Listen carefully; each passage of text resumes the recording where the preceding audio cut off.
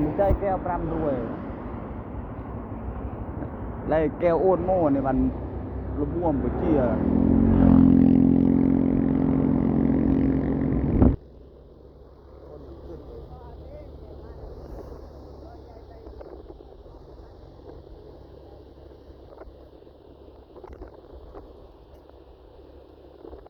บอท่าติงโฮติงโอ้ยติง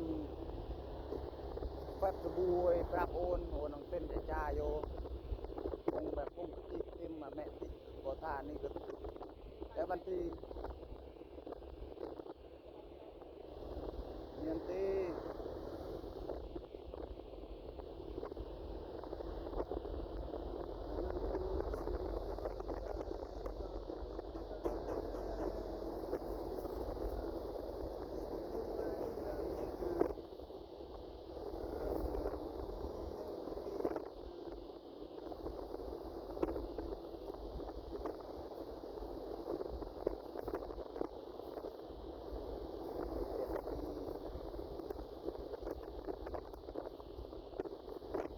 มันปรับตัวคือการจิตเวทดิปรับเดี๋ยวตุ้มนะ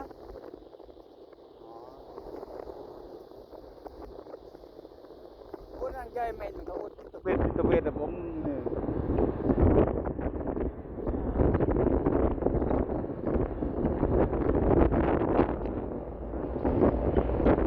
เลยฮะเลยเทวดาเว้ย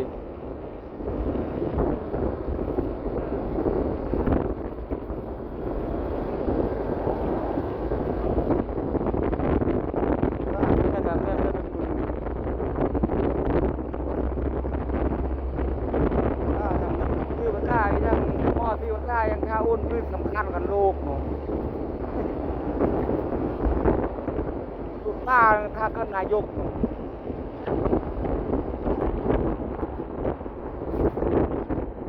เงินคือการรู้ว่าเงียบค่ะโคตรจะนับ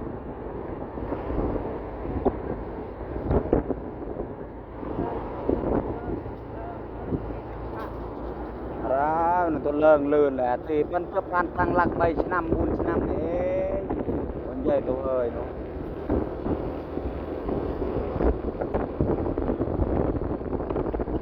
มันนู้ว่ากัญชาแบบเสรีก็บ้าเรื่องชาโจลกู้มัน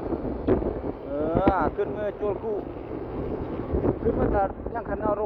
ลงซี่ใหญ่เป็นเพื่อนย่างคนขึ้นโดยย่างก็เล่นโอนนะโอนน่าจะพันโจเรือนจำกว่านี้เป็นกับพวกยังเกินจำนะผู้โอนก็โชว์ลงเฮ้ยหนูแต่โอนแบบโอนโชว์ผู้แต่โอนเมียประวัติเข้าใจก็น้องผู้ปนอ้อยก็น้องผู้ปนโรงงานเลยแต่รถมือรอบนี้นะเข้าใจโอ้ตอนโอนโรงงานนั่นก็ไม่ได้พูดสวยรูดกำแพงมวยนุ่นยืดครูนเธอวิชาเธอเลยลงไปมองทำมันนึกก็น้องนู่กับโอนลงไปตู้เจอนะเจอมีกรรมแต่ทำมันนึกก็ตาทมสุดนะยังก็ครูนั่นก็น้องครูนยังก็มือเด้งเนี่ยนะคุยโอนก็ยิ้มแล้วก็จู้โอนบางคุณเกียนคิดตัวเองมาจากไหนเองจะไปไหนตอนมันปล่อยโอนแจงโมนะโอนกับเด้งเต้มันไงมันหยุกแต่โอนขึ้นกระรามาตึ๊ดไงตึ๊ดลุ่มเนี่ยเพราะโอนพัดเติม17 วันมั้งอ่ะ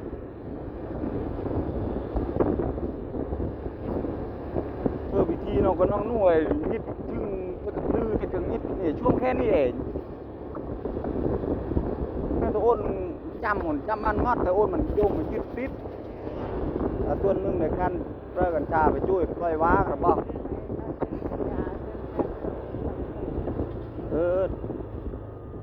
แค่นี้สิ้นแค่คอยอ่นเห็นแค่ตัวอ่นน้อยอ่นเธอเต็มที่เลยอ่นตัวอ่น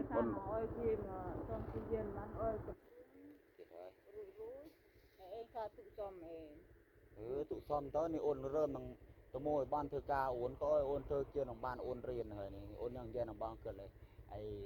อุปกรณ์ใน BMS ยังหาแต่ BMS คันคงไฟฟ้าเป็นกระตัวนี่แบต รถมาครับรถมาอ้าวไม่ใช่นี่โทษทีครับ ผมมันจะเปิดนั่นอยู่ นู่นเหรอวันยังปรับบองเกิดเลยถ้าตุกตะบานเตะมานังเพื่อมานังเตะมานังนั่นผมมาเริ่มอันนี้เตะมานังเวทต้องมีน่ะตูขออธิบายตัวเวทต้องมีน่ะตูปรับแรงดันใจเพลิงโจละวงจรยืนก็เช็คเกิดก็เรียนโมเกี่ยวกับเกิดอ่านบ้านเรียนอิเล็กโมตรองแต่แบบวิชาพงพอโจนุปริญญาใจเป็นเรียนพงแตกแขนงตกข้างในนะอย่างกับยานยนต์อิเล็กทรอนิกส์ใจไว้กำลังเบรกมนแต่เกี่ยมาเรียน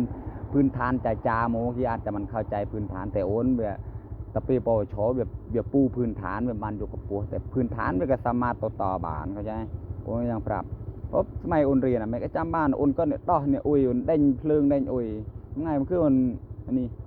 ก็ปีหยานูโมแล้วเนี่ยโอนเตาเมืองโอนลังเลลังตะโยเต็มยางตกสิ่งมหัยปีรวยเชียงก็มีเตอร์เวือกเพลิงเนี่ยเฮ้ยบ่ท่านังเด้งวงจรของกระน้องอเมริกาโน่ไปก็แต่งจุล